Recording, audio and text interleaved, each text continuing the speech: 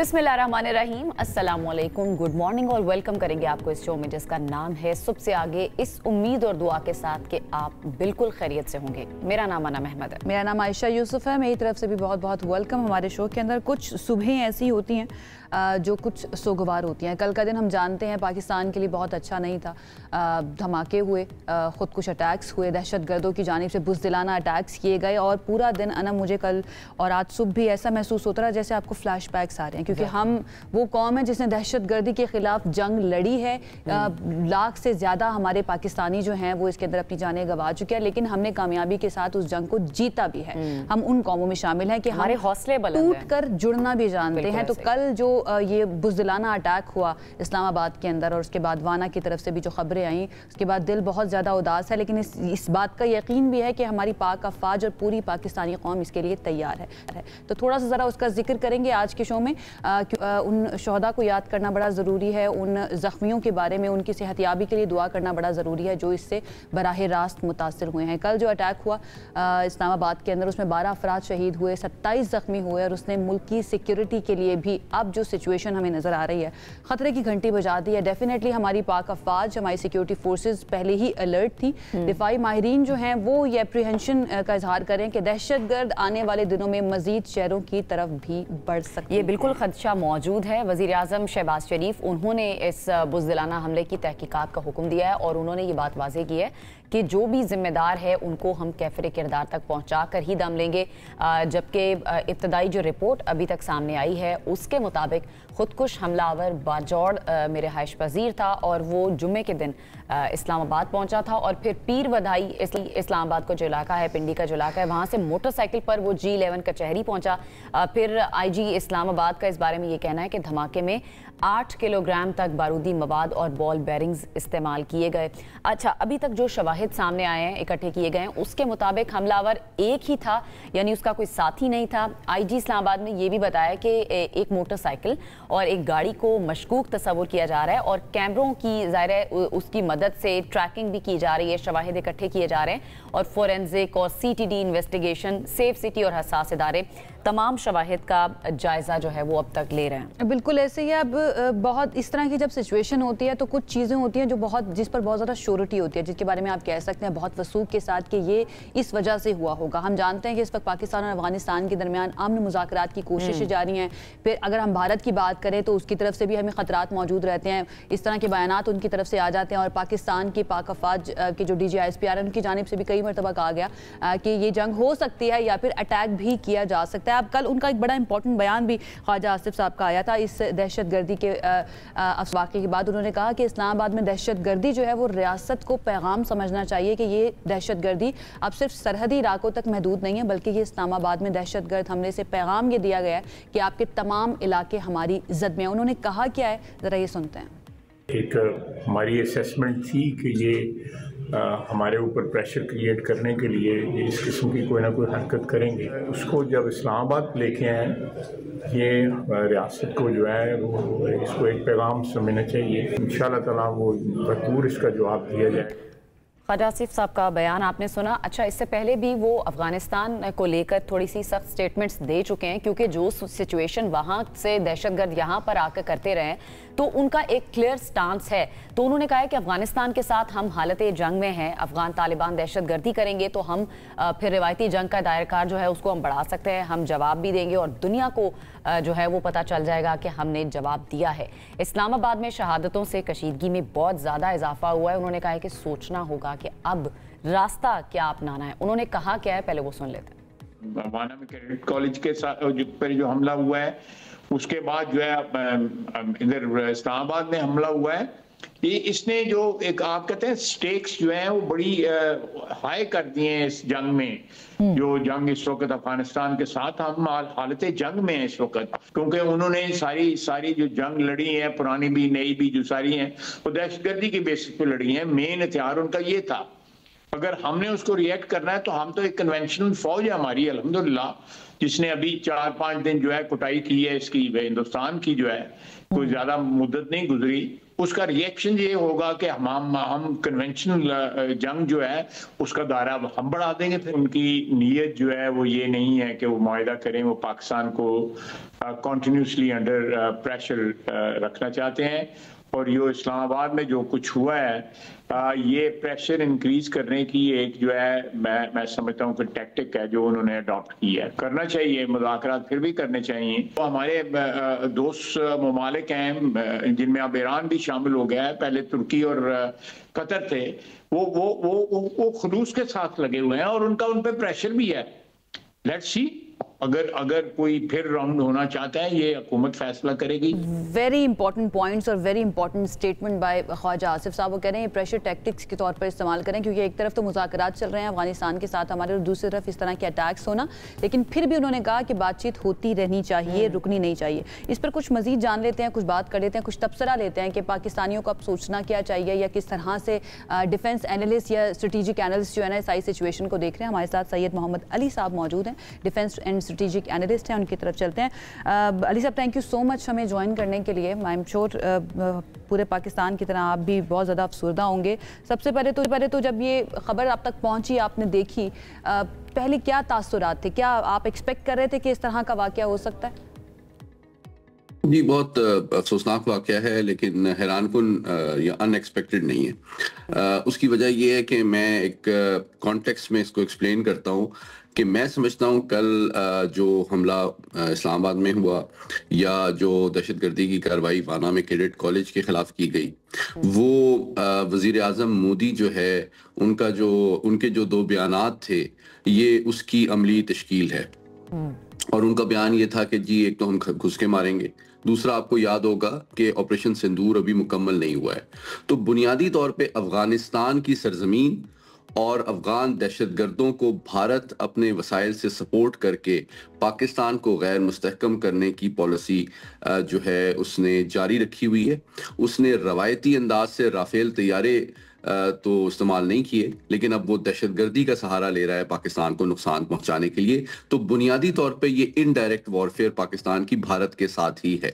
और 2 लाख जो शहादतें हुई हैं, 1 लाख उन्होंने कश्मीरियों को शहीद किया है पिछले 40 साल में, और 1 लाख पाकिस्तानियों को शहीद किया है अफगानिस्तान की सरजमीन को और दहशतगर्दी को इस्तेमाल करते हुए। तो हमें इसके बारे में बिल्कुल क्लियर होना चाहिए कि आलाकार अफगानिस्तान बन रहा है उसका, लेकिन असल जो बिल्कुल, लेकिन उसका मकसद और जो मुहर्रिक है वो भारत है। बिल्कुल सही है। और उसके पीछे हैंडलर जो है वो असल जो प्लान कर रहा है वो भारत है। लेकिन एक तरफ हमारी मुज़ाकरात भी चल रहे हैं अफगानिस्तान से। ऐसे वक्त में इस तरह की कार्रवाइयाँ होना, इस तरह की दहशतगर्दी होना, मुज़ाकरात के पहले 3 दौर हो चुके हैं, वो नाकाम हुए हैं। अगर यही वतीरा रहा तो आगे आप क्या मुस्तकबिल देख रहे हैं? देखिए, ये बहुत अफसोसनाक बात है कि अफगानिस्तान जो है उसकी सरजमीन, हुकूमत और उसके लोग इस्तेमाल हो रहे हैं खुद अपने मुल्क को भी डिस्टेबलाइज करने के लिए, खित्ते को डिस्टेबलाइज करने के लिए और पाकिस्तान के अंदर दहशतगर्दी को फैलाने के लिए। तो सबसे ज्यादा तो मुझे उनके साथ भी हमदर्दी है। देखिए, पाकिस्तान को दाखिली सतह पे जो भी हमारी इंटरनल सिक्योरिटी की जरूरियात हैं वो पूरा करना जरूरी है, लेकिन उसके साथ ही साथ ये बताना जरूरी है कि हमें जो पैगाम है, जिस तरह वज़ीर ख़ारजा, वज़ीर आज़म और हमारे वज़ीर दिफा ने कहा है, ये समझाना हमारी जिम्मेदारी भी है। और हम अभी भी खुलूस अंदाज में चाहते हैं कि एक जिम्मेदार रियासत के तौर पे अफगानिस्तान बिहेव करे। लेकिन मैं ये समझता हूँ कि और हमारी कोई जंग जो है अफगानिस्तान के अवाम के साथ नहीं है। हम चाहते हैं, हम हर पुरअमन कानून को मानने वाले जो शरीफ अफगान हैं उनको अपना भाई समझते हैं, लेकिन उसमें जो क्रिमिनल और दहशतगर्द एलिमेंट्स हैं जो पाकिस्तान को नुकसान पहुंचाना चाहते हैं, उनके खिलाफ जवाबी कार्रवाई का हक हम महफूज रखते हैं। और मैं समझता हूं कि जो अनासिर और ठिकाने अफगानिस्तान में इस्तेमाल किए जा रहे हैं पाकिस्तान के खिलाफ प्लानिंग में, एग्जीक्यूशन में, फैसिलिटेशन में, सपोर्ट में, उनको जो है डेफिनेटली डेफिनेटली पाकिस्तान जो है आने वाले दिनों में जवाबी कार्रवाई करेगा, क्योंकि ये जो कल हमला इस्लामाबाद में हुआ है ये इस बात का सबूत है कि हकीकत में बदकिस्मती से तालिबान जो हैं वो अमन के ख़्वाहां नहीं हैं और मुज़ाकरात वो सिर्फ यूज कर रहे थे टाइम ज़ाया करने के लिए। बिल्कुल ठीक है, लेकिन उसके बाद जो मजम्मत की गई है अफगान तालिबान या अफगान हुकूमत की तरफ से जो स्टेटमेंट आया या जो उनकी वजारत खारजा की तरफ से कहा गया कि हम मजम्मत करते हैं, स्पेशली वाना का भी उन्होंने जिक्र किया कि वहाँ पर जो कुछ भी हुआ है, जो अटैक हुआ है, उसकी हम मजम्मत करते हैं। एक तरफ आप मजम्मतें कर रहे हैं, दूसरी तरफ हम ये भी देखते हैं कि मुज़ाकरात की कोशिशें भी जारी हैं, तो ये क्या कौन से टैक्टिक्स इस्तेमाल करने की कोशिश कर रही है इस वक्त अफगान हुकूमत जो है?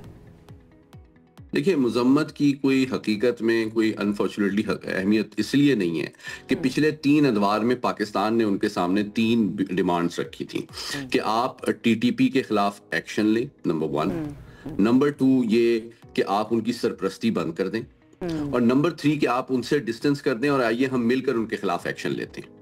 तो इन तीनों चीजों पर उन्होंने आमादगी जाहिर नहीं की। तो सिर्फ मुजम्मत करना तो कोई मकसद नहीं है। फिर जब हम अब जवाबी कार्रवाई टीटीपी के खिलाफ करेंगे तो आई होप कि आप उसको भी अप्रिशिएट करेंगे, और अगर आप नहीं करते तो फिर इससे साबित हो जाएगा कि आपके मफादात और मकासद क्या हैं। Very important. तो अब हमें तैयार रहना चाहिए पाकिस्तानियों को फिर, क्योंकि अब तो जो वज़ीर दिफा हैं हमारे ख्वाजा आसिफ साहब, वो ये कह रहे हैं कि ये इस्लामाबाद में अटैक इस बात का सबूत है, और आप भी कह रहे हैं कि ये बाकी जो हमारे शहर हैं ना वो भी अब दहशतगर्दी की लपेट में आ सकते हैं। तो मेंटली प्रिपेयर रहना चाहिए पाकिस्तानियों को। जी, मैं समझता हूँ 3 बातें। नंबर 1, हमें definitely vigilance is the price of liberty जिस तरह कहा जाता है, हमें बिल्कुल चौकन्ना रहना चाहिए, और हमें इंटरनल सिक्योरिटी की तमाम हमारी आवाम से भी मेरी अपील है कि तमाम जो रियासती इदारे हैं, पुलिस है, अफवाज हैं, कानून नाफिज करने वाले एजेंसीज हैं, उनके साथ ताउन करें। अपने गली मोहल्लों में कोई मशकूक शख्स को, कार्रवाई को देखें, फौरन रिपोर्ट करें। दूसरी बात ये कि हम अपने सियासी जो इख्तलाफात हैं उसको बालाए ताक रखें, मुल्क की कौमी सलामती के लिए, मुल्क के इस्तेहकाम के लिए। ये मुल्क है तो हम हैं और हमारी सियासत है, हम मिलकर जो है इसका अफरियत का मुकाबला करें। तीसरी बात ये है कि मैं समझता हूं कि मैं अपने जो फौजी जवान हैं, अफसरान हैं, उनको सलूट पेश करता हूं कि कल वाना में जो उन्होंने बहुत बड़ी कामयाबी हासिल की और बहुत बड़ी सानहे से हमें बचाया, वहां 500 से ज्यादा कैडेट्स मौजूद थे। तो दुश्मन की कोशिश यही थी कि 11 साल पहले जिस तरह एपीएस हुआ था, तो उन्होंने उसी तरह हमारी मुस्तकबिल की फौजी क़यादत को टारगेट किया है। और मैं उम्मीद करता हूं इतनी बड़ी कामयाबी पे न सिर्फ हमारी अफवाज जो हैं और अफसरान जो हैं वो एक खराज अकीदत के मुस्तहिक हैं, बल्कि अब उसके बाद हमारी पूरी कौम को फौज के रियासत के साथ खड़ा होना चाहिए, गैल्वनाइज होना चाहिए, और हम दुश्मन के और दहशतगर्दी के नासूर के फैसला कुन खात्मे तक इंशाल्लाह मिलकर लड़ेंगे और इसको खत्म करेंगे ताकि पाकिस्तान तरक्की इंशाल्लाह हमारे इट्स बिन प्रूवन अली साहब, इट्स बिन प्रूवन, हम गुजार चुके हैं वो वक्त। मैं अगर सिर्फ अपनी बात करूं, मेरी फैमिली में से मेरे फर्स्ट कजन जो है वो एक दहशतगर्दाना धमाके के अंदर शहीद हो चुके हैं, तो आई कैन अंडरस्टैंड जो फैमिलीज के ऊपर गुजरती है, लेकिन उसके बावजूद जज्बे जो है ना वो किसी सूरत कम नहीं होते हैं। बहुत बहुत शुक्रिया आपका। Thank you so much. Syed Mohammad Ali sahab हमारे साथ हैं। एक्शन प्लान की मुझे लगता है कि इस वक्त मुल्क को जरूरत है। सारे जिस तरह एपीएस का वाकया आयशा जब हुआ था तो सारी जमातें इकट्ठी हुई थी, एक पेज पर आई थी और तमाम पार्टीज ने दस्तखत भी उस पर किए थे, और उसके बाद हमने देखा जब सारी पार्टीज एक पेज पर आ जाती हैं, तमाम स्टेक होल्डर्स एक पेज पर आ जाते हैं, तो दहशतगर्दी को हमने किस तरह से शिकस्त दी थी, तो शायद हमें दोबारा से उस तरह से इकट्ठे होने की जरूरत है। बहरहाल जी, इस्लामाबाद धमाके और वाना कैडेट कॉलेज हमले ने मुल्क में दहशतगर्दी के मुसलसल बढ़ते हुए वाकयात के बारे में शदीद खदशात को जन्म दिया है। इसी पर बात करने के लिए हमें ज्वाइन किया है पीपल्स पार्टी की रहनुमा शेरी रहमान साहिबा ने भी। शेरी साहिबा, बहुत शुक्रिया हमें वक्त देने के लिए। ये जो 2 दहशतगर्दी के वाकयात हुए हैं, वाना में तो कोशिश की गई दहशतगर्दी फैलाने की, लेकिन वो कामयाबी से पाक अफवाज ने उसको हैंडल किया। जो इस्लामाबाद में वाकया हुआ, ये दोनों वाकयात को आप किस तरह से देख रहे हैं? कि खतरा पाकिस्तान पर जाहिर है, बढ़ाने की कोशिश की जा रही है। हम सारे मुल्क इस्तेमाल कर रहे हैं कुछ ऐसे अनासिर को जो भारतीय प्रॉक्सी बनने तैयार हैं, और ये प्रॉक्सी जंग कोई नई नहीं है ये, लेकिन इसकी इंतहा जो है और इसमें शिद्दत इसलिए पकड़ी जा रही है कि भारत में एक सोच शुरू हो गई है, काफी दिनों से पनप रही है कि पाकिस्तान के साथ कन्वेंशनल जंग जो हुई है, जिसे वो ऑपरेशन सिंदूर कहते हैं और हम बनियान और मरसूस कहते हैं, और मार्का हक हमने उसे करार दिया है हमारी तरफ से, उसमें तो उनको वाज़ेह शिकस्त का सामना करना पड़ा और मल्टीलैटरल सतह पर भी अवामी सतह दुनिया में आलम में उनको हजीमत का खासा डिप्लोमेटिकली भी सामना करना पड़ा। तो ये दोनों चीज़ें उन्होंने, उनके इंटेलिजेंसिया ने, उनकी हुकूमत ने रिव्यू किया है और बार बार ये सवाल उठा है कि भारत को पाकिस्तान से अब जंग नहीं करनी चाहिए। मैं नहीं कह रही ऐसा होगा, लेकिन एक सवाल बार बार उठा है कि हमने प्रॉक्सी वॉर क्यों नहीं इंटेंसिफाई की। तो ये एग्जैक्टली वही है, आपको इसके अवामिल और इसके पीछे जितने भी ताने बाने हैं उसके लिए दूर जाने की जरूरत नहीं है। ये भारतीय करंट स्ट्रेटेजिक सोच की अक्कासी है जो अपने लॉसेस देखते हुए ये प्रॉक्सी वॉर में इन्वेस्ट कर रही है, जो अफगानिस्तान की तरफ से जो कलरम तंजीमों को मुआवनत दे के उनको उनकी सहूलतकारी करके आगे बढ़ती है। और इसमें कोई दो राय नहीं है कि ये जो हो रहा है और पाकिस्तान के दारुल खिलाफत तक पहुंचना कोई छोटी बात नहीं है जी।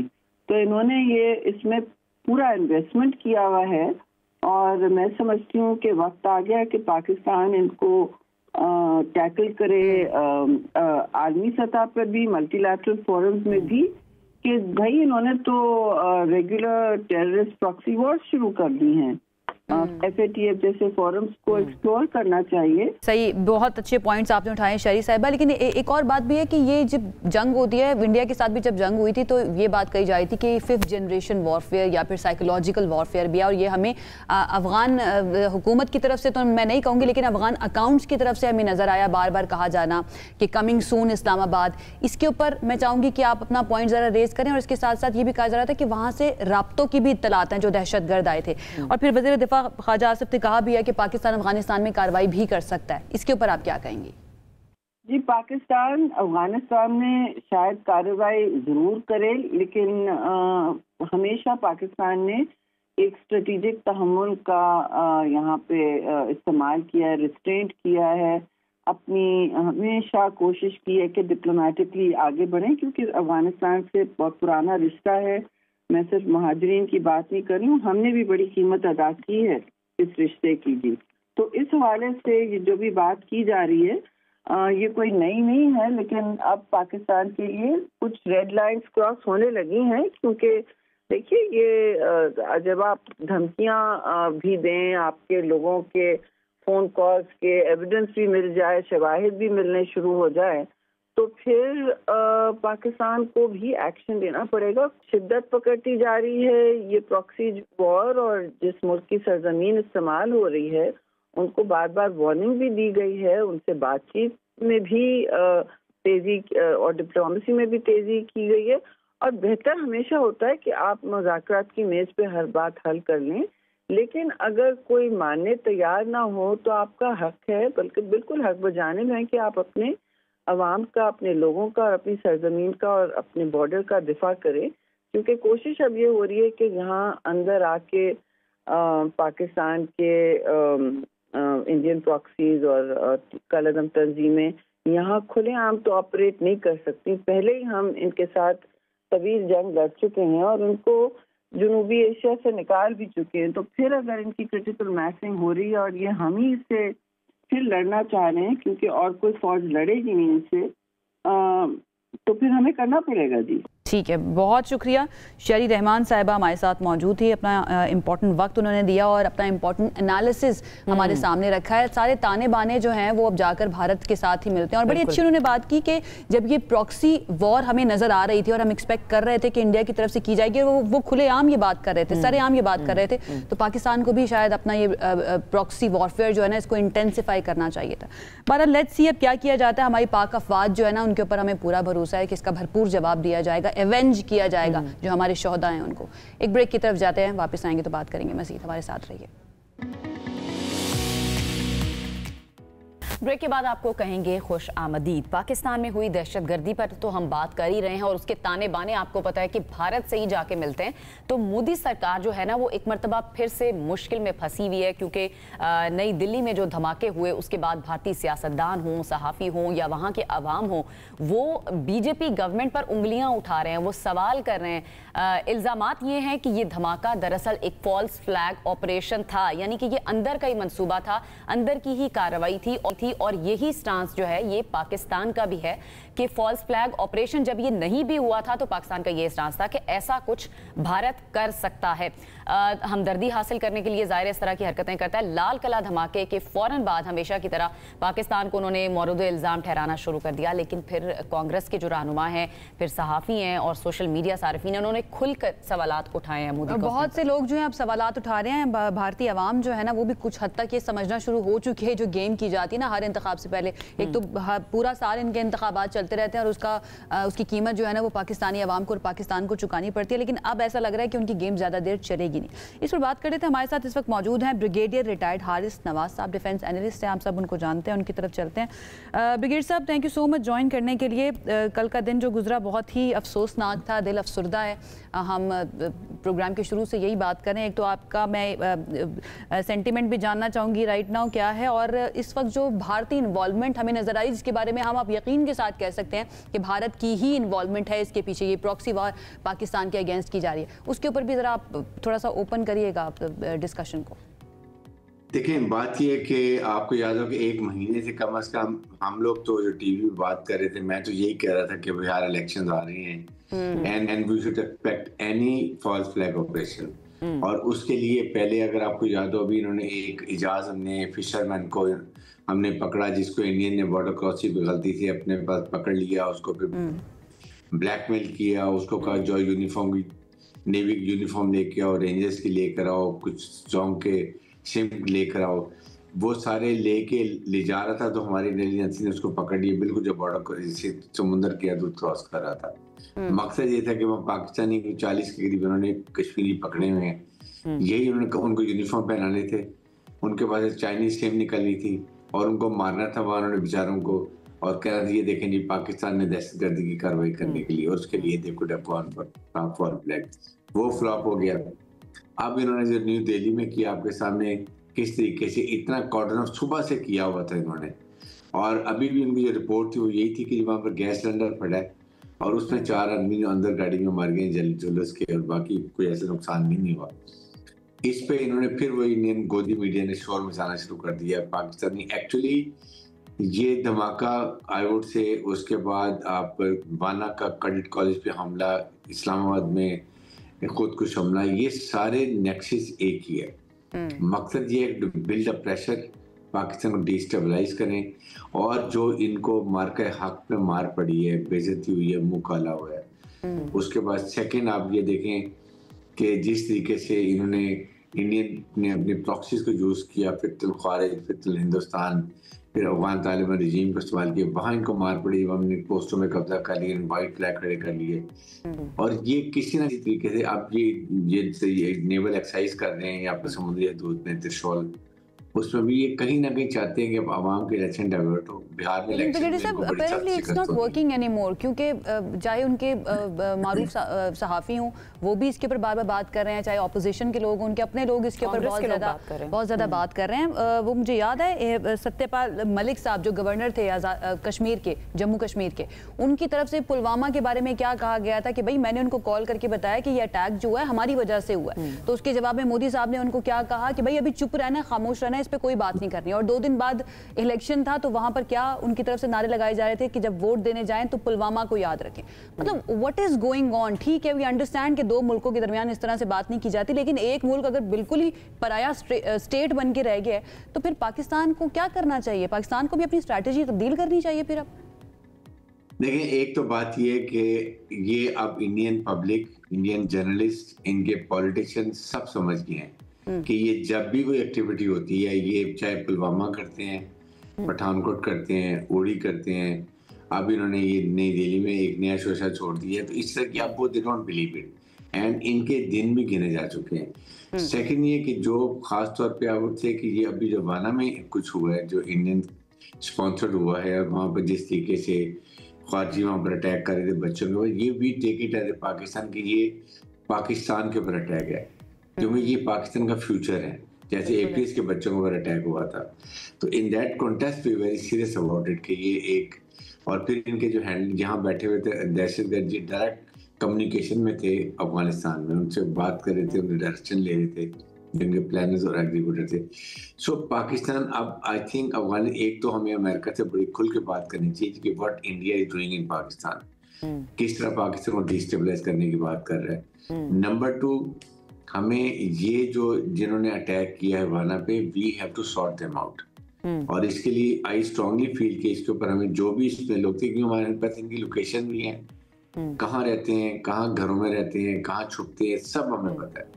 And we must go, I am sure कि हुकूमत पाकिस्तान। तो ब्रिगेडियर साहब, पाकिस्तान के पास फिर ऑप्शंस क्या हैं? आलमी अदालत में ऑलरेडी हम मामला जो है कुलभूषण यादव का लेकर जा चुके हैं, वो मामला ऑलरेडी वहां पर चल रहा है। अभी जो ताज़ा वाकयात हैं, हम किस तरह से इंटरनेशनली इसको प्रेजेंट कर सकते हैं, ये दुनिया के सामने रख सकते हैं कि भाई भारत ये हरकतें यहाँ पर कर रहा है? देखें, पाकिस्तान का अमेरिका के हक के बाद एक स्टेचर बहुत हाई हो गया, हाई मॉरल ग्राउंड है। फील्ड मार्शल दरियासम मनी ने जिस तरीके से कौम को इकट्ठा किया, प्लान किया ऑपरेशन, और इंडिया को 6 घंटे में घुटने टेकने में मजबूर किया, तो we become a regional stabilizer और इंडिया इज आइसोलेटेड। और ट्रम्प की आपने देखा किस तरह फील्ड मार्शल की तारीफें करते हैं, पाकिस्तान की तारीफ करते हैं।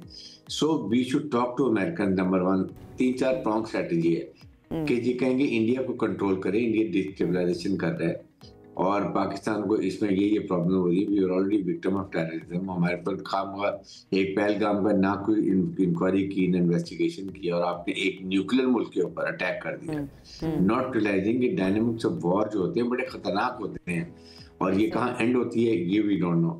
इसलिए दुनिया परेशान थी। ट्रम्प ने कहा जबरदस्ती इंडिया को फोर्स किया कि तुम जंगबंदी करो। नंबर 2, इसके बाद we should talk to OSC का प्लेटफॉर्म हमारे पास है, अपने रीजन में चाइना है, ईरान है, फिर रशिया है, we should talk to them कि इसको यहाँ, ये अभी रशिया समिट भी हुई थी, वहां पे भी काफी बात हुई है सिक्योरिटी के लिए, इस रीजन के लिए, बिकॉज अमेरिकन की रिस्पॉन्सिबिलिटी सबसे ज्यादा है। जाते हुए $7.2 बिलियन का वेपन हमने से खुला छोड़ के गए ताकि ये डिफरेंट टाइप्स ऑर्गेनाइजेशन के हाथ में लग जाए और वो पाकिस्तान को डिस्टेबलाइज करें। मकसद देखें एक है, being a nuclear Islamic country, एक जियो स्ट्रेटेजिक लोकेशन हमारी बहुत अच्छी है, हमारी फौज बहुत लड़ाका है। अगर हम इकोनॉमिक तरक्की करेंगे तो अपने फैसले अपने मुल्की मफादात में करेंगे। दिस इज द थिंग, बिल्कुल ऐसे certain power they don't want, they want हम आई बर्डन में फंसे रहें। बेसिक जो इन दोनों ममालिक का मकसद है ब्रिगेडियर साहब, वो पाकिस्तान को डिस्टेबलाइज करना है, और इंशाल्लाह ये अपने मकसद में नाकाम ही होंगे। पाकिस्तानियों के जो हौसले हैं वो बुलंद हैं। हमने इससे पहले भी दहशतगर्दी में बहुत कुछ सहा है, हम खुदा न खास्ता हम नहीं चाहते कि इस तरह का मजीद हम। बहुत बहुत शुक्रिया। हमारे साथ ब्रिगेडियर रिटायर्ड हारिस नवाज साहब मौजूद थे, और इस्लामाबाद में जो खुदकुश हमला हुआ है ना, उसकी अब इब्तदाई रिपोर्ट मुकम्मल कर ली गई है। उस रिपोर्ट में क्या चीज़ सामने आई है, उसमें क्या कुछ मौजूद है, जाए वक़्वा पर मोहम्मद ज़रीफ हमारे रिपोर्टर मौजूद हैं, उनसे ज़रा तफसीलात जान लेते हैं। ज़रीफ बताइए। गुज़िश्ता रोज़ G11 कचहरी में होने वाले ख़ुदकश हमले के हवाले से जो इब्तदाई रिपोर्ट है वो मुकम्मल कर ली गई है, और ज़राए के मुताबिक इब्तदाई रिपोर्ट में ये बात सामने आई है कि मुल्ज़िम जो है ख़ुदकश हमला आवर उसकी शनाख्त कर ली है, और गुज़िश्ता रोज़ यहाँ पे जाए हादसा के ऊपर जो है वो नादरा की टीम आई थी, और ये ज़राए से इत्तला मौसूल हुई थी कि जो कुछ हमला आवर है उसकी उंगलियां और हाथों की कुछ जो है वो कुछ हिस्से मिले थे, जिसके बाद नादरा की टीम ने बाकायदा जो है वो फिंगर प्रिंट्स लिए, और जिसके बाद जो है वो इस खुदकुश हमलावर की शनाख्त हो चुकी है। जो फौजी कॉलोनी है रावलपिंडी का इलाका, वहाँ पर उसने रिहाइश रखी थी, और उसके बाद सुबह सवेरे ये मोटरसाइकिल पर पहुँचा, मोटरसाइकिल जो है वो पीछे ही कहीं खड़ी की, उसके बाद ये चादर में यहाँ पर जो है वो मुल्ज़िम आया और उसने पुलिस वैन के पीछे जो है अपने आप को धमाके से उड़ा दिया। इस हादसे में जो है 12 अफराद शहीद और 27 से 30 अफराद के ज़ख्मी होने की इत्तला थी, जबकि हतमी तौर पर 27 अफराद जो है वो तो वज़ारत दाखिला ने भी इसकी तस्दीक की थी, जबकि मज़ीद जो तहकीकात हैं उसके मुताबिक ये जो बारूदी मवाद 7 से 8 किलो बारूदी मवाद बाल बेरिंग जो थे वो इस मुल्ज़िम के पास थे, और जबकि तहकीकाती इदारों की जानिब से रात गए पीरवदाई और उससे मुलिका इलाकों में ज़राए के मुताबिक जो इस मुलजिम जहाँ पर ये ठहरा था वहाँ पर भी वहाँ से भी कुछ अफराद को, मशकूक अफराद को उठाया गया और इस वक्त मज़ीद तहकीकात भी जारी हैं। जी ठीक है, ये इनिशियल इन्फॉर्मेशन है जो अभी तक की इन्वेस्टिगेशन के बाद सामने आई है एंड वी अंडरस्टैंड ये बहुत ही ज़्यादा सेंसिटिव इन्फॉर्मेशन होती है। तो बच्चे राइट नाउ ये ना देख के कोशिश करें, बच्चे हैं तो उनको हटा दीजिए इस तरह की जब भी ट्रांसमिशन खास तौर पर चल रही हो, क्योंकि हमारा काम है आप तक इन्फॉर्मेशन पहुँचाना। एक ब्रेक की तरफ जाते हैं, ब्रेक से वापस आएंगे तो बात करेंगे मज़ीद। हमारे साथ रहिए। Welcome back. दुश्मन तो बुज़दिलाना कोशिश करता रहा है माजी में भी और आज भी कर रहा है, लेकिन वो ये नहीं जानता कि पाकिस्तानी कौम एक बड़ी रिजिलियंट कौम है और इसीलिए गर्दिश रोज़गार जो है ना हमारा इसी तरह से चलता रहेगा। एक तरफ हमारे मैचेस भी चल रहे हैं, श्रीलंकन टीम यहाँ पर आई हुई है और पाकिस्तान ने बड़ा अच्छा खेला भी था। इसके साथ साथ एक कल्चरल मेला लोक विरसा हेरिटेज म्यूजियम जो है वहाँ पर भी जारी है। तो ज़रा आपको वहाँ पर लेके चलते हैं, वहाँ की रंगीनी आपको दिखाते हैं। रेहान अहमद नुमाइंदा खुसूसी की तरफ से रिपोर्ट तैयार की गई। Let's see.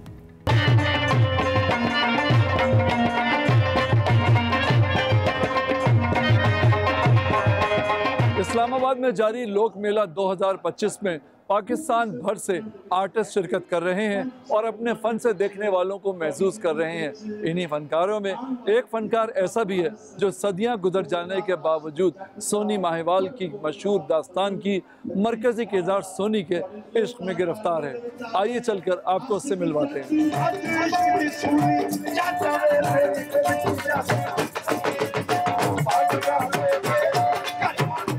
मोहब्बत वाली जितने भी आशिक हुए हैं उनकी स्टोरियाँ बयान करता हूँ, पब्लिक को बताता हूँ कि सोनी महिवाल, हीर रांझा, सस्सी पुन्नू मैनू इश्क हो गया उस पासे कि मैं पब्लिक नू ये स्टोरियाँ दसा और इश्क असल इश्क किस तरह होंदा, हकीकी इश्क किस तरह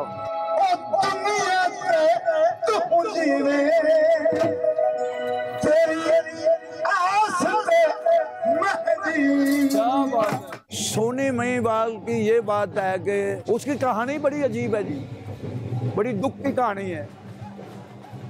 सोनी कुम्हारी सी, महिवाल एक शहजादा सी, तो शहजादा टल गया सोनी के पीछे, वो वारशा भुल गया। सोनी ने जान दे दी इश्क के पीछे, क्योंकि उसने इश्क किया ही यहो जिहा कि जदों महिवाल नूं मिलन जाती सी पक्के घड़े ते तर के जाती सी। ये चनाह दरिया ये उसने क्रॉस करना होंदा था, तो कच्चा पक्का घड़ा रख के जाती सी, बूटियां दे विच छुपा के जाती सी। ते जिहड़े उहदे दुश्मन सन ना सोनी दे, उन्होंने आख्या भी रोज जाती है ते इहनूं रोकिया जाए। उन्हें पक्के की जगह ते कच्चा खड़ा रख दिता। कहती है चलो धोखा हो गया अल्लाह वाले से, मैनू पार लगा दे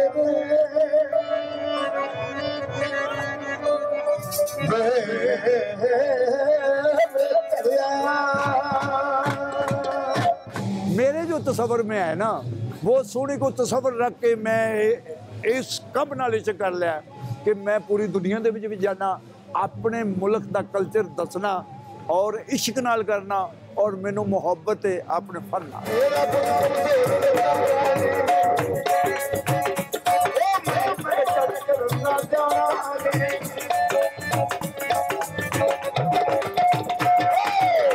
आजकल की मोहब्बत माल की है, लम्बियों गाड़ियों की है, ਵੱਡੀਆਂ ਗੱਡੀਆਂ ਦੀ ਹੈ। मतलब है कि ਤੁਹਾਡਾ कोई बाहर है, मतलब बैरून मुल्क है, तो तुसी उन्हों मुहब्बत करोगे, प्यार करोगे, शादी करके जाएगा, वो ले जाएगा, मतलब कुछ दिनों तो बाद वो अलहदा हो जाएगा, वो बच्ची अलहदा हो जाएगी, उसके मापे भी खुआर होंगे। मतलब एक इस तरह का अजकल माहौल है।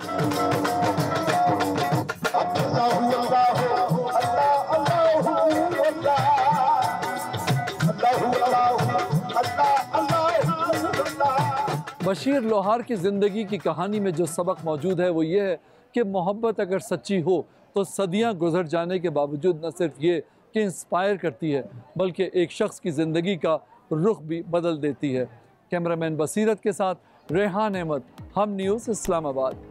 जनाब, रेहान भाई की रिपोर्ट आपने देखी और जो लोग फनकार थे ना, वो बड़ी मज़े की, बड़ी इनोसेंट सी बातें कर रहे थे। ऐसे लोगों की बात सुन के वैसे ही बड़ा मज़ा आता है।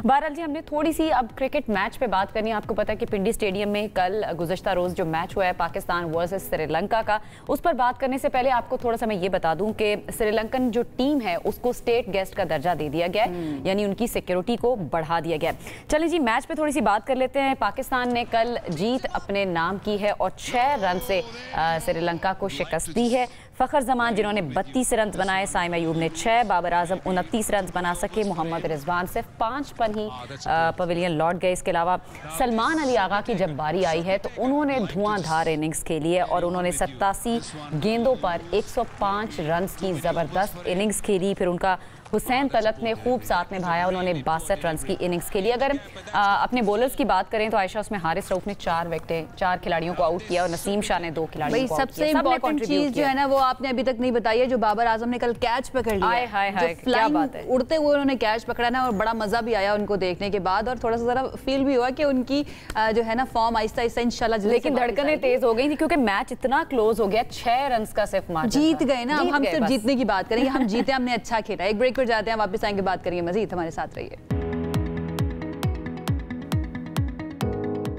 ब्रेक के बाद आपको खुशामदीद कहेंगे। कुछ बात करते हैं कुछ नफ्सियाती मसाइल की, जहनी दबाव हो या डिप्रेशन। आज अगर हम देखें दुनिया भर में, अपने इर्द गिर्द देखें या फिर सोशल मीडिया पर पूरी दुनिया के अंदर देखें, तो ये बहुत ज़्यादा प्रेवलेंट हमें नज़र आता है। आलमी इदारा सेहत ये बताता है कि दुनिया भर में 280 मिलियन से ज़ायद अफराद जो हैं ऐसे लोग हैं जो इस आर्जे में मुब्तला हैं, और ये हम कह सकते हैं रजिस्टर्ड लोग हैं। जो अनरजिस्टर्ड है ना, मुझे लगता है 10-12 7 अरब में से 10-12 ऐसे होंगे जो नहीं होंगे, अदरवाइज पूरी दुनिया मुझे लगती है कि वो इस तरह की किसी न किसी आर्जे के अंदर ज़रूर मुब्तला होंगे। अद्वियात और थेरेपीज़ बहुत सारी मौजूद है, लेकिन उसके साइड इफ़ेक्ट्स भी होते हैं। कुछ लोग इसके करवाने में स्केप्टिकल भी होते हैं कि पता नहीं कोई नुकसान ना हो जाए, या फिर कुछ लोग अखराजात से भी डरते हैं, अफोर्ड नहीं कर पाते। लेकिन ऐसे में कराची यूनिवर्सिटी की 2 बासलाहियत स्टूडेंट्स जो हैं, नेहा शाह और जवेदिया लतीफ़, वो सामने आई और उन्होंने एक हैरत अंगेज़ और जदीद ईजाद पेश की है जो कि हेल्प करेगी आपको जहनी दबाव और डिप्रेशन को कम करने के लिए। और वो क्या है ना, वो ऐसा चश्मा उन्होंने बना दिया है जो 3 मुख्तलिफ थेरेपीज़ को यकजा करती है, यानी कि विजुअल थेरेपी और नीली रोशनी के ज़रिए जहनी तनाव में कमी आती है, स्ट्रेस में कमी लाती है। फिर ऑडियो थेरेपी है जो पुरसुकून मौसीकी से जहनी सुकून देती है। और फिर अरोमा थेरेपी है जो ज़रूरी तेलों की खुशबू से रिलैक्सेशन देती है। फिर ये काम 3 in 1 हम कह सकते हैं, 3 in 1 कह सकते हैं। बिल्कुल, हमने सोचा कि आपकी उनसे मुलाकात करवानी बड़ी ज़रूरी है, और ये प्रोजेक्ट ये बड़ा डिफरेंट और यूनिक सा एक कारनामा है। उनसे ज़रा जानने की कोशिश करते हैं कि ये ख्याल उनके जहन में कैसे आया। तो हमारे साथ नेहा शाह और जवेदिया लतीफ़ मौजूद हैं, उनसे ज़रा बात करते हैं। अस्सलाम वालेकुम, कैसी हैं आप दोनों? वालेकुम अस्सलाम, अल्हम्दुलिल्लाह। अच्छा, बताइए कि ये जो यूनिक आइडिया है, आप दोनों काफ़ी यंग लग रही हैं, कहाँ से आया जहन में कि इस पर इस तरीके से काम होना चाहिए इस मामले पर? ये यूनिक आइडिया हमें इस तरीके से आया कि हमने देखा कि आसपास हमारे पास जो लोग होते हैं वो कोई ना कोई कहीं ना कहीं किसी मसले, डिप्रेशन या स्ट्रेस में होते हैं। तो हमने सोचा कोई ऐसी चीज़ होनी चाहिए जिसकी वजह से इंसान को मेडिसिन ना लेनी पड़े, वो कोई डिवाइस वगैरह के जरिए अपने डिप्रेशन को कम कर सके। तो हमने फिर इन गॉगल्स का आइडिया आया, फिर हमने उस पर काम करना शुरू किया। तो फिर हमने इसके ऊपर वो अपना आइडिया एग्जीक्यूट करके दिखाया। ठीक है। अच्छा, ये बताएं जवेदिया कि ये अभी प्रोटोटाइप जो है किस लेवल पर पहुंच चुका है? क्योंकि ये इतना इंटरेस्टिंग लग रहा है, मेरा दिल कर रहा है कि इसको ट्राई करना चाहिए। तो मैं आपकी मोस्ट प्रोबेबली पहली कस्टमर भी बन जाऊंगी। मैं ये नहीं कह रही कि मैं डिप्रेस्ड हूँ, अल्हम्दुलिल्लाह I am fine, but I really want to try it. क्या सिचुएशन है, किस लेवल पर पहुंचा हुआ है ये आपका प्रोटोटाइप? अच्छा मैम, अभी ना ये इनिशियल लेवल पर है, मतलब कि इसके ऊपर हमने सारी थेरेपीज़ तो वो एग्जीक्यूट कर दी हैं, लेकिन इसके ऊपर अभी इंजीनियरिंग पे इसकी मजीद काम होगा। क्योंकि अभी देखें अब इसके ऊपर बैटरी वगैरह लगी हुई है, तो अगर कोई इंडस्ट्री हमारे साथ कोलैबोरेट करेगी तो हम इसकी इंजीनियरिंग पर मजीद काम करके इसको फिर फर्दर आगे लेकर जाएंगे। और कितने लोग हैं आपकी टीम के अंदर जो इस पे काम कर रहे हैं? हमारी टीम में 5 मेंबर्स हैं हम लोग, और उसमें से आज 2 हम यहाँ पर इन्वाइटेड हैं। अच्छा, ये काम किस तरह से करेगा, थोड़ा सा एक्सप्लेन कर दें। क्या जो डिप्रेशन जिसको बहुत ज़्यादा सिवियर डिप्रेशन है, क्या वो कम्प्लीटली ख़त्म हो जाएगा, वो क्योर हो जाएगा, या क्या तरीका कार है इसका काम करने का, फंक्शनिंग कैसे है इसकी? ये बेसिकली जो है ना वो हमारे पास मॉडरेट डिप्रेशन के पेशेंट्स को टारगेट करता है, क्योंकि हमारे पास जो सीवियर डिप्रेशन के पेशेंट्स होते हैं उनको तो लाजमी मेडिकेशन की कुछ ना कुछ नीड या एड ज़रूरत होती है, बट हमारे पास जो मॉडरेट पेशेंट्स होते हैं उनके अंदर सबसे बड़ा जो इशू आ रहा होता है एक्चुअली वो ये हो रहा होता है दैट उनको मालूम नहीं होता कि वो डिप्रेशन के पेशेंट्स होते हैं। सबसे इंपॉर्टेंट जो होता है वो मर्ज की तशखीस है कि अगर वो हो जाए तो वो हमारे पास सबसे पहला मरहला होता है, और बहुत सारे लोग जो है वो इसी से कासिर होते हैं। तो हमारी जो ये एक हमारा जो प्रोजेक्ट है बेसिकली एंटी डिप्रेशन गॉगल्स का, ये इतना फीजिबल है, इतना आप पेशेंट कंप्लाइंस इसके अंदर इतनी ज़्यादा है कि जो पेशेंट्स जो दवाइयाँ अफोर्ड नहीं कर सकते तो वो उन पेशेंट्स के लिए आराम से ये यूज़ कर सकते हैं जो कि मॉडरेट पेशेंट्स हों। एंड सेकेंडली जो पेशेंट्स मॉडरेट होते हैं, मॉडरेट पेशेंट्स के डिप्रेशन के जो पेशेंट्स होते हैं उनको सीवियर डिप्रेशन में ले जाने के लिए भी ये हमारे जो गॉगल्स होंगे ना वो रोकने के लिए काम ये प्रिवेंटिव मेजर के तौर पर भी इस्तेमाल किए जा सकते हैं। That's great. अच्छा, थोड़ी सी जो तीनों थेरेपीज को आपने इकट्ठा किया है उनके बारे में भी बात कर लेते हैं। नीली रोशनी, विजुअल थेरेपी, नीली रोशनी, तो थोड़ा सा जरा इसके बारे में बताएं। नीली रोशनी हेल्प करती है आपके इमोशनल रेगुलेशन के लिए, या क्या साइंस है नीली रोशनी के पीछे? बेसिकली जो ब्लू लाइट होती है ये आपकी सर्काडियन रिदम को रेगुलेट कर रही होती है। सर्काडियन रिदम आपकी बॉडी में वो साइकिल होती है जो आपकी बॉडी में स्लीप को रेगुलेट करती है, यानी नींद की रेगुलेशन पे काम कर रही होती है। तो आपको मालूम होगा कि जैसे डिप्रेशन के जो पेशेंट्स हैं उनमें सबसे पहली चीज़ जो कॉम्प्रोमाइज हो रही होती है वो उनकी स्लीप है। तो अगर हम उनकी स्लीप को रेगुलेट करवा दें तो ऑटोमेटिकली उनके डिप्रेशन में काफी ज्यादा रिडक्शन हमें देखने को मिलेगी। या तो वो बहुत सो रहे होते हैं या बिल्कुल ही नहीं सो रहे होते। ऑडियो थेरेपी भी है ना एक, उसका भी थोड़ा सा बताएं आपने, थोड़ा सा म्यूजिक को भी उसके अंदर डाला है, उसका क्या मकसद है, उससे किस तरह हील होगा पेशेंट? जो इसके अंदर ना ब्लूटूथ इंटीग्रेटेड ईयरबड्स हैं, सही है, तो उसके ज़रिए से जो कस्टमर है वो अपनी मूड के मुताबिक म्यूज़िक वगैरह सुन सकता है। कुछ लोग सूर्य रहमान सुनकर उनको उससे स्ट्रेस रिलीज़ होता है, तो इस तरीके से आप अपने मूड के मुताबिक म्यूज़िक सुनकर स्ट्रेस और डिप्रेशन में कमी ला सकते हैं। ठीक है। और ये गॉगल्स भी हम इनको कह रहे हैं, तो क्या इनको हम पहन के आउटडोर भी जा सकते हैं? ये हमारा जो नॉर्मल गॉगल्स या सन ग्लासेस होते हैं उनकी रिप्लेसमेंट के तौर पर भी इस्तेमाल हो सकता है? जी बिल्कुल, ये उनके रिप्लेसमेंट में इस्तेमाल हो सकता है, क्योंकि हमने गॉगल्स ही इसलिए ये वाले यूज़ किए कि इनको इजीली आप ट्रैवलिंग के दौरान भी पहन सकें। इसका जो हमने टाइम रखा है ना इसको पहनकर मतलब कि डिप्रेशन को कम करने का, वो अराउंड 20 to 30 मिनट्स है। आगे प्लान क्या है? इसी टाइम के अंदर आप इसको यूज़ कर सकते हैं। का ख्याल रखेंगी, थोड़े से स्टाइल भी लेकर आएंगे इसके अंदर जी, ताकि स्टाइलिश लगे पहन के। बिल्कुल, क्योंकि जी बिल्कुल, मार्केट में आने के लिए सबसे पहला जो हमारा टारगेट है वो यही है कि हमें इसकी इंजीनियरिंग पे काम करना है, क्योंकि एज यू नो दैट ये एक स्टूडेंट बेस्ड प्रोजेक्ट था, एक फंक्शनल प्रोटोटाइप है, अभी तो उससे स्टेज के ऊपर मौजूद है। तो अगर हम लोग यही चाह रहे हैं दैट हमारे साथ अगर डिफरेंट कोलैबोरेशंस अगर हो जाएं तो हमें इसकी इंजीनियरिंग पे काम करना है। इसकी जो बैटरी है हमें उसके ऊपर काम करना है, वो काफ़ी बड़े साइज़ की है, हमें उसका साइज़ रिड्यूस करना है, साथ ही साथ हमें उसको रिचार्जेबल भी बनाना है। अभी जो हमारी बैटरी है वो रिचार्जेबल नहीं है, तो हमें अपनी बैटरी को रिचार्जेबल करना है ताकि हमारे पास इसमें जो पेशेंट कंप्लाइंस है वो ज़्यादा अच्छी आ सके। इस तरह की टेक्नोलॉजी या इस तरह की ये जो प्रोटोटाइप की आप बात कर रहे हैं, डिवाइस की आप बात कर रहे हैं, इसके लिए क्या ड्रैप की तरफ से भी इसको पास आउट करवाना, अगर मैं सही कह रही हूँ ये वर्ड आई डोंट नो, उधर से अप्रूव करवाना भी जरूरी होता है या फिर ऐसे ही किया जा सकता है? ठीक है, थोड़ा सा उसका बता दें, वो कहाँ किस स्टेज पर है? नो एक्चुअली ये मेडिकल जितनी भी डिवाइसेस होती हैं उनकी रेगुलेशन जो है वो ड्रैप वगैरह के अंडर आ रही होती हैं। तो बेसिकली अभी क्योंकि एक रिसर्च बेस्ड प्रोजेक्ट था और इसको अगर हमें मार्केट में लाना पड़ेगा तो रेगुलेटरी के जितने भी रेगुलेशंस होंगे उनको हमें कंट्रोल करना पड़ेगा और उनको भी हमने देखना पड़ेगा। तो वही बात है कि अगर हमारे साथ कोई कोलैबोरेशन होती है, ठीक है, तो हम उसको आगे देख सकते हैं। ठीक है। अच्छा, थोड़ा सा बता दें कि किसी आपने क्योंकि रिसर्च बेस्ड आपका प्रोजेक्ट है, किसी माहिर नफ्सियात की हेल्प आपने ली है इस प्रोजेक्ट में, ताकि जिस तरह आपने बताया कि 3 तरह की थेरेपीज इसमें जो है वो पेशेंट को हेल्प करेंगी, तो किसी माहिर नफ्सियात से आप लोगों ने बात की थी, हेल्प ली थी इस बारे में? अभी ना हमने जो हमारे पास साइकोलॉजिस्ट होते हैं, फिजिशियंस वगैरह, उनको अपने साथ ऑन बोर्ड लिया हुआ है। इस पर अभी मजीद काम चल रहा है। और इसके अलावा जिसके ना थेरेपीज़ हैं वो उसमें से जो मोस्टली थेरेपीज़ हैं वो साइंटिफिकली प्रूवन है कि वो इंसान के डिप्रेशन और स्ट्रेस को कम करने में हेल्प करती हैं। तो अभी फ़िलहाल हम इस पर मजीद काम कर रहे हैं। अच्छा, चलिए आप बात है सबसे इम्पोर्टेंट बात के ऊपर। बहुत अच्छी बात है and we really want to congratulate you कि आपने इतना अच्छा काम किया है, लेकिन ये अफोर्डेबल है या नहीं है? एक आम इंसान जो है, एक मिडिल क्लास बंदा या लोअर मिडिल क्लास बंदा, क्या वो इसको अफोर्ड कर पाएगा? बता दें कितने की आयशा बेसिकली ये पूछना चाह रही है। जी बिल्कुल, ये अफोर्डेबल है। इसकी कॉस्ट प्राइस जो हमें मतलब हमारे हिसाब से वो 3500 to 3700 है। ओके और जब हमारे साथ इंडस्ट्री कोलैबोरेट करेगी तो, और फॉर एग्जांपल अगर इसकी मास प्रोडक्शन स्टार्ट अगर हम करवाएं तो ऑब्वियसली इसकी भी जो प्राइस है वो और रिड्यूस हो जाएगी आई एम वेटिंग और लेट्स सी, मैं हो सकता है आपसे कस्टमाइज भी करवाऊं ताकि मेरे स्टाइल के मुताबिक बन जाए।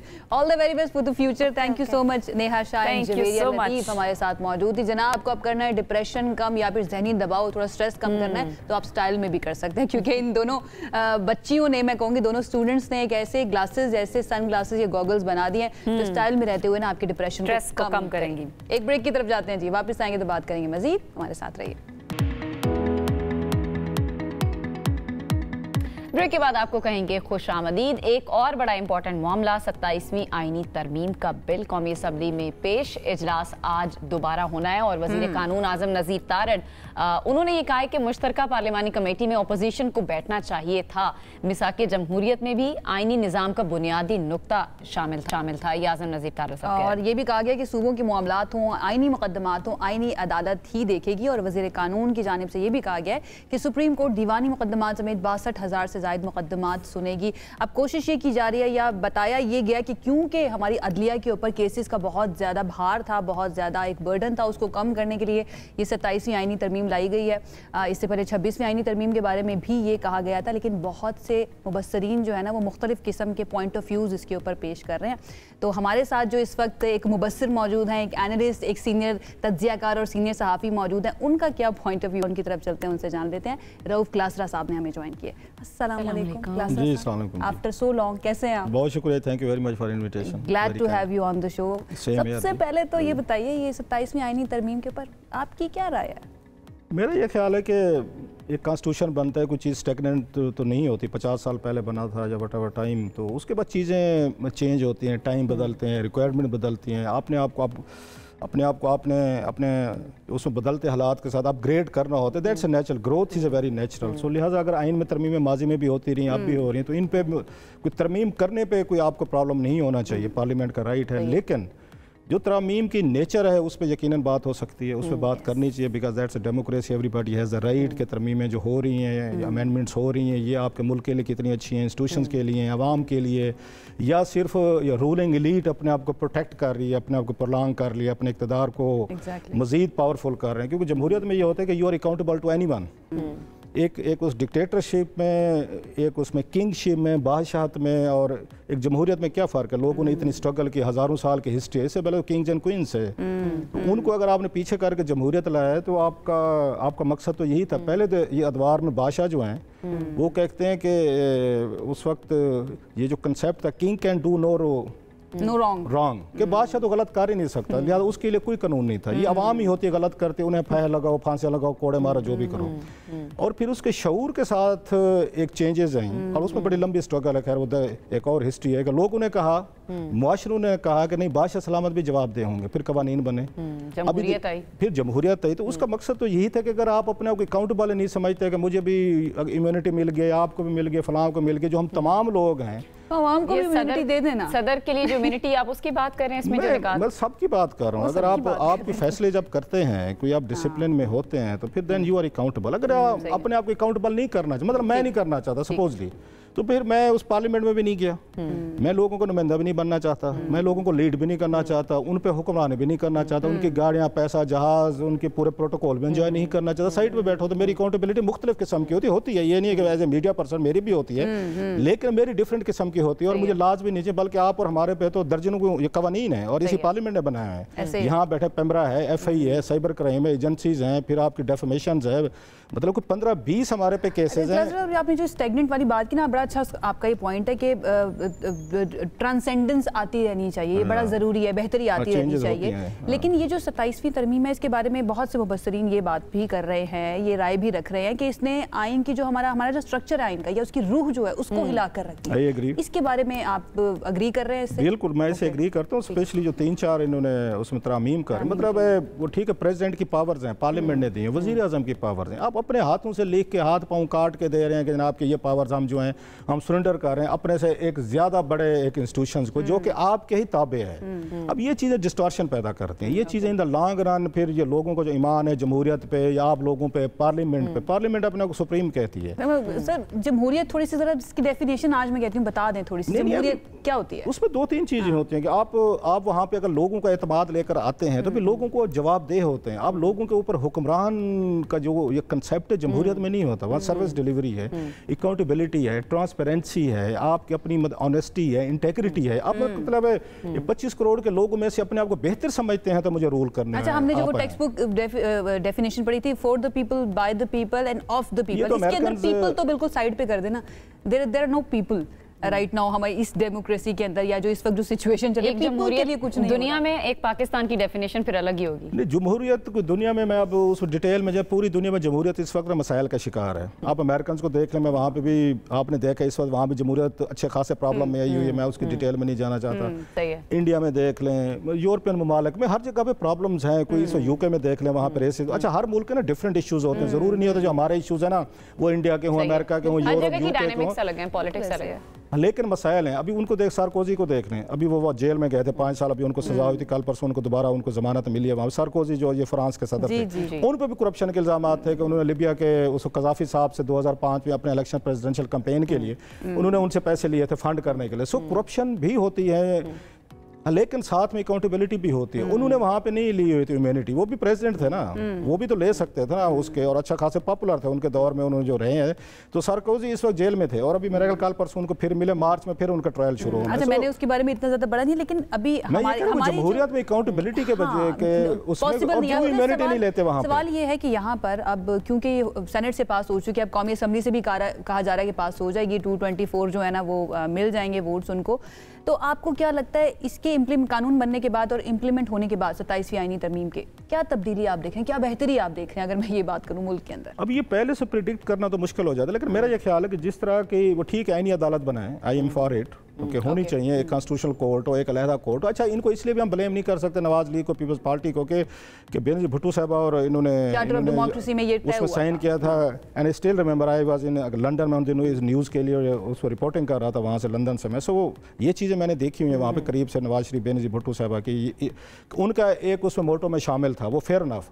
तो लेकिन उसके बाद जो इन्होंने इफ्स एंड बट्स लगाए हैं ना उन चीज़ों में कि वो जज लग सकता है, इतना नहीं लग सकता, 3 साल आपने उनकी उम्र बढ़ा दी है, फिर हम ये ट्रांसफ़र करेंगे तो उसको अगर नहीं जाएगा रिटायर तस्वर होगा, भाई आप क्यों ट्रांसफर करेंगे, मतलब आप क्यों करें, पार्लियामेंट आपका अपना एक डोमेन है, आपने एक बना दी है। उसके बाद जो चीफ जस्टिस है उनको पावर दे देना कि वो फिर उसके बाद बैठ के उनको आके चीजें करें। जैसे पहले आपने अच्छा किया था, मैं समझता हूँ 3 रुकनी इन्होंने एक ना कमेटी बना दी थी पिछली दफा पार्लियामेंट ने, पिछली ने, कि यहाँ पे चीफ जस्टिस जो है ना 2-3 के साथ बैठ के बेंच बनाएगा, सुओ मोटो के फैसले करेगा। ठीक है, आप रेगुलेट कर रहे हैं, फेयर इनफ। उसके बाद अब रेगुलेशन से आगे गए हैं, थोड़ा सा अब की दफा आगे गए हैं। अब इन चीजों से अगर कोर्ट्स को आप मैनेज करेंगे, ये मान लिया कि बहुत सारे हमारे जजेस नहीं, बहुत सारे हमारे जजेस की भी गलतियां हैं, मैं ये भी मानता हूँ, बहुत सारे ऐसे फैसले किए हैं हमारी इसने जुडिशरी ने जो कि उन्होंने जिसकी वजह से प्रॉब्लम में है, उन्होंने भी अपने उसे ओवर स्टेपिंग की है। There are many instances, I can quote many instances, हमारे पास मिसालें हैं। सो वो भी उसमें बहुत जल्दी में थे कि हमारे साथ कुछ ना कुछ होना चाहिए। उन्होंने भी जिस तरह की रेस हुई, आपस में ग्रुपिंग हुई, लेटरबाजी हुई और बहुत कुछ मतलब एक दूसरे के खिलाफ बगावतें हुई, उसमें डिटेल्स हैं लॉन्ग, मेरे ख्याल लोग सारी चीज़ें उसमें जान। सो जुडिशरी ने भी बड़ा अपने आप को रोल प्ले किया कि आप हमारे हाथ पाँव काटे। अच्छा, उन्होंने कोशिश की है तो, लेकिन पार्लियामेंट का काम होता है जुडिशरी को आपने बेहतर करना है, ना कि आपने क्लिप करके लोगों को ये तस्वर जाए कि आप अपनी मर्जी का जज ला रहे हैं, अपनी मर्जी का चीफ जस्टिस ला रहे हैं, अपनी मर्जी की उनकी टर्म कंडीशन वो दे रहे हैं। तो इन चीज़ों से मैं नहीं समझता कि कोई आपकी बेहतरी हो जाएगी। और सारे इंस्टीट्यूशंस को एक तो इम्यूनिटी लेके फिर इंस्टीट्यूशन के हाथ पाँव बांध के प्रेडिक्ट नहीं कर सकते कि आइंदा क्या होगा। अच्छा, राना सनाउल्लाह साहब का स्टेटमेंट कि अभी तो 27वीं आईनी तरमीम का तो चल ही रहा है, वो 28वीं आईनी तरमीम की भी बात करें, उसका भी ऐलान करें, जिसमें तालीम और दीगर इशूज़ जो हैं वो इसमें शामिल होंगे, उसको आप किस तरह से देख रहे हैं? मैं तो वैसे मैंने कल परसों ट्वीट किया था राना सनाउल्लाह साहब की तस्वीर ला के, उन्हें किसी स्टेटमेंट के साथ जो आपने सवाल किया, मैं कि उसके बाद एक ही तरमीम आनी चाहिए, 28वीं लाई या 28वीं ला रहे हैं ना, और आखिरी आनी चाहिए, और उसका एक ही वन लाइनर होना चाहिए, आई एम द लॉ।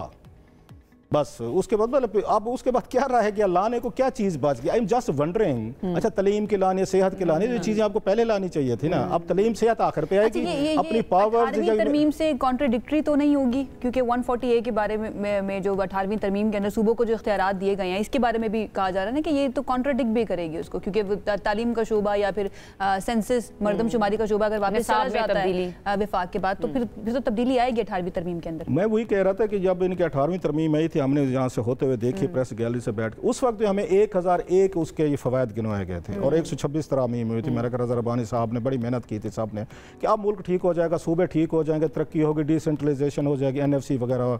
अच्छा NFC से मुझे याद आया कि एक होते PFC, प्रोविंशियल फाइनेंस कमीशन। आज तक कभी आप लोगों ने सुना है कि इन्होंने जो आके लड़ते हैं NFC के लिए, पंजाब, सिंध या खैबर पख्तूनख्वा या आपके बलोचिस्तान, उसका काम ये होता है कि आपके प्रोविंशियल ही फाइनेंस कमीशन होते हैं, जैसे यहाँ फेडरल लेवल पे लोकल गवर्नमेंट आप बैठ के वहाँ पे इजला को, उनकी गुर्बत, उनकी पसमानदगी, उनकी बैकवर्डनेस की बुनियाद पे फंड देते हैं। आज तक आपने कभी सुना सारा पैसा लाहौर, कराची, अच्छा कराची में भी तो नहीं लग रहा, आप तो लोग देख के आए वहाँ पे हालात इतने बुरे हैं। आप क्वेटा या पिशावर बड़े शहरों पर लगा रहे हैं, जो डिस्ट्रिक्ट्स हैं, जो पैसा यहाँ से लेके जाती हैं हुकूमतें और लड़ते हैं NFC के नाम पर, मरने को तैयार हो जाते हैं, लड़ने मरने को। इनसे पूछा जाना चाहिए आपने डिस्ट्रिक्ट्स के लिए कभी आपने एलोकेशन ट्रांसफर नहीं करते? नहीं ना डेवोल्यूशन पावर। अच्छा बल्दियाती निजाम के सबसे बड़े दुश्मन भी पावर्स आपको 28वीं आईनी तरमीम का हिस्सा वो बता रहे हैं ना? नहीं, ये वो उसके तो आपको याद होगा वो ला रहे हैं, एग्जीक्यूटिव मजिस्ट्रेट ला रहे हैं। वो तो दोबारा वो डिप्टी कमिश्नर का वो जो एक ओहदा था जिसको जनाब मुशर्रफ के दौर में वो किया गया। बल्दियाती निजाम अगर ये ले आते इस मुल्क के बड़ी हद तक मसाइल मतलब हल हो जाते। इतना पैसा जा रहा है सूबों को, पैसा वो जा कहाँ रहा है, लग कहाँ पे रहा है? कोई आप थोड़ा सा जवाब तो आवाम को दें। आपने बल्दियाती इदारों में ब्यूरोक्रेट बना आपने बिठा दिए, DC AC या आपने कमिश्नर बिठा दिए, उनका एक ही काम है गाड़ियां दो, पैसे दो, मुलाजिम दो। इसके अलावा आपने कभी शहरों की हालत देखी, इस्लामाबाद की हालत देख लें, आपका बल्दियाती निज़ाम नहीं है, मेयर नहीं है इसका। अभी हमने वो न्यूयॉर्क के मेयर के लिए कितनी यहाँ पे कंपेनें और पाकिस्तानी हम सोशल मीडिया पे, आपके इस्लामाबाद का मेयर नहीं है, आपके ये रावलपिंडी का नहीं है, लाहौर का नहीं, नाम लेते जाएं जो बड़े बड़े शहर हैं। तो वो पैसा किसके जरिए आप खर्च करें? ब्यूरोक्रेसी ने सारी चीज़ें इनको समझा दिया, रूलिंग एलीट को, कि जितना भी काम आपने करने हैं, 2 नंबरियां करनी है, 10 नंबरियां करनी है, कॉन्ट्रैक्ट लेने हैं, वो सारे ब्यूरोक्रेसी के लिए साहब ये जो सारी बातें कर रहे हैं ना, इसके लिए मेरे ख्याल से पूरा दिन जो है ना वो भी नाकाफी होगा। लेकिन ये है कि आपका पॉइंट ऑफ व्यू हम तक पहुंच गया। And thank you so much join करने के लिए हमारे शो के अंदर। हमारे शो के कुछ 4 चांद लग गए। मैं बहुत बहुत शुक्रिया क्लासर साहब हमारे साथ मौजूद थे। के साथ ही आज के प्रोग्राम में इतना ही। इंशाल्लाह आपसे करेंगे दोबारा मुलाकात। अपना ख्याल रखिए। अल्लाह हाफिज।